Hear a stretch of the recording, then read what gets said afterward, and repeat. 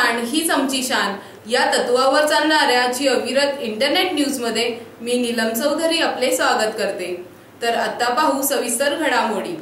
कल्याण डोंबिवली महापालिका मुख्यालयाबाहेर अपंग बांधवांचे ठिय्या आंदोलन। अनेक वर्षांपासून पाठपुरावा करूनही मागण्यांकडे जाणीवपूर्वक दुर्लक्ष करीत असल्याच्या निषेधार्थ राष्ट्रीय अपंग विकास महासंघाच्या पदाधिकारी आणि कार्यकर्त्यांनी बुधवारी पालिका मुख्यालयासमोर मोर्चा काढून निषेध नोंदवला। तसेच प्रलंबित मागण्या तडीस नेण्याची मागणी पालिका उपायुक्त दीपक पाटील यांना निवेदनाद्वारे केली। शासनाच्या निर्णयाप्रमाणे स्थानिक स्वराज्य संस्थेने अपंगांना त्यांच्या उदरनिर्वाहासाठी मागणीनुसार स्टॉल्स उपलब्ध करून देणे बंधनकारक आहे। मात्र या नियमानुसार कल्याण डोंबिवली महापालिकेत सप्टेंबर 2011 पूर्वी अर्ज करून देखीलही अपंगांना अद्याप स्टॉल मिळाले नसल्याने ते मिळवण्यासाठी त्यांची परवड सुरू आहे। याबाबत पालिका प्रशासनाकडे वारंवार पाठपुरावा करण्यात आला, मात्र प्रशासनाने नेहमीच आश्वासनावर बोळवण केल्याचा आरोप राष्ट्रीय अपंग विकास महासंघाचे अध्यक्ष अशोक भोये यांनी केला आहे। अपंगाचे प्रलंबित स्टॉल्स मंजूर करणे, आरक्षित गाळ्यांचे वाटप करणे, अपंगांच्या सोसायटीला महापालिकेची कामे त्वरित देणे, नियोजित गृहनिर्माण संस्थेकरिता बेघरांसाठी घरे रहिवास प्रयोजन या आरक्षणाअंतर्गत राखीव जागा उपलब्ध करून देणे, अपंग निधीतून 6 लाख रुपयापर्यंत व्यावसायिक कर्ज देणे, व्यवसायाभिमुख साहित्यांचे वाटप करणे आदी मागण्यांसाठी बुधवारी राष्ट्रीय अपंग विकास महासंघाच्या वतीने हा मोर्चा काढण्यात आला होता। मात्र अशोक भोई आपल्या कार्यकर्त्यांसह पालिका अधिकाऱ्यांशी या मागण्यांबाबत चर्चा करण्यासाठी पालिका मुख्यालयात गेले, मात्र पुन्हा एकदा आश्वासनावर बोळवण करण्यात आल्याने संतप्त झालेल्या अपंग बांधवांनी पालिका मुख्यालयासमोर ठिय्या आंदोलन केला। बुधवारी सकाळी 11 वाजता अपंगांचा मोर्चा महापालिका मुख्यालयावर आला। यावेळी मोर्चेकरांनी लेखी आश्वासन मिळत नसल्याने अपंग बांधवांनी भर उन्हात पालिका मुख्यालयाशेजारी ठिय्या दिला। यावेळी संजय पांग हे अपंग बांधव चक्कर येऊन खाली पडला, त्याला उपचारासाठी पालिकेच्या रुग्णालयात दाखल करण्यात आले आहे। पावसाळी वस्तूंची खरेदी करण्यासाठी नागरिकांची एकच झुंबड। उन्हाळा संपताच चाहूल लागते ती पावसाळ्याची। पावसाळा येताच बाजारपेठा पावसाळी वस्तूंनी फुलू लागतात। दरम्यान बाजारात पावसाळी वस्तू खरेदी करण्यासाठी नागरिकांची मोठी झुंबड उडते। यामध्ये छत्री, रेनकोट, पावसाळी सँडल इत्यादी वस्तूंचा समावेश आहे।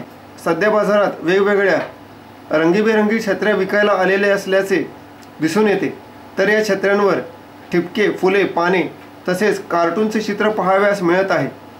दरवर्षीप्रमाणे यावर्षीही पावसाळी चप्पल आणि सँडलमध्ये नवीन नक्षी आणि नवी फॅशन आली असल्याचेही दिसत आहे। या सर्व पावसाळी वस्तूची खरेदी करण्यासाठी मोठ्यांसोबत बच्चे कंपनीही मागे राहिली नाही।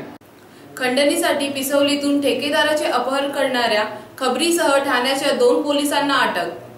क्राईम ब्रांचचे पोलीस असल्याचे सांगून पिसवली गावातून एका ठेकेदाराला 2 लाख रुपयाच्या खंडणीसाठी अपहरण केल्याप्रकरणी ठाण्यातील 2 पोलिसांसह एका खबरीला मानपाडा पोलिसांनी अटक केली असल्याची माहिती मानपाडा पोलीस ठाण्याचे प्रमुख गौतम रणदिवे यांनी दिली।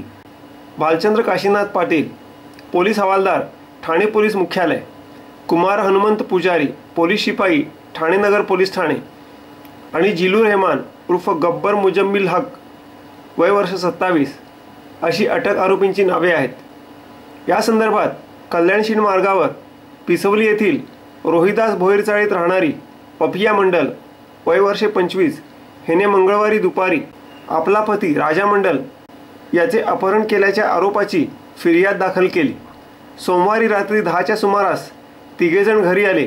आम्ही क्राईम युनिटचे पोलीस आहोत असे सांगून या त्रिकुटाने राजा मंडळ यांना जबरदस्तीने सोबत नेले। ठाणे येथे नेल्यावर आपल्या पतीला मारहाण करण्यात आली। आपल्या पतीकडील 2 मोबाईल काढून घेण्यात आले।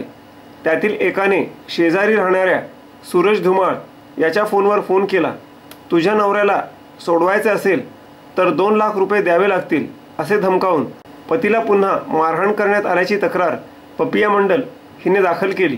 सिनियर इन्स्पेक्टर गौतम रणदिवे यांच्या मार्गदर्शनाखाली गुन्हे प्रकटीकरण शाखेचे इन्स्पेक्टर विलास शिंदे आणि त्यांच्या पथकाने प्रथम पोलिसांचा खबरी जिलू उर्फ गब्बर याला बुधवारी पहाटे ठाण्यातून उचलले। पोलीस खाक्यानंतर त्याने 2 पोलिसांची नावे उघड केली। या माहितीवरून ठाणे पोलीस मुख्यालयातून भालचंद्र पाटील आणि ठाणे नगर पोलीस ठाण्यातून कुमार पुजारी या दोघांना अटक करण्यात आली।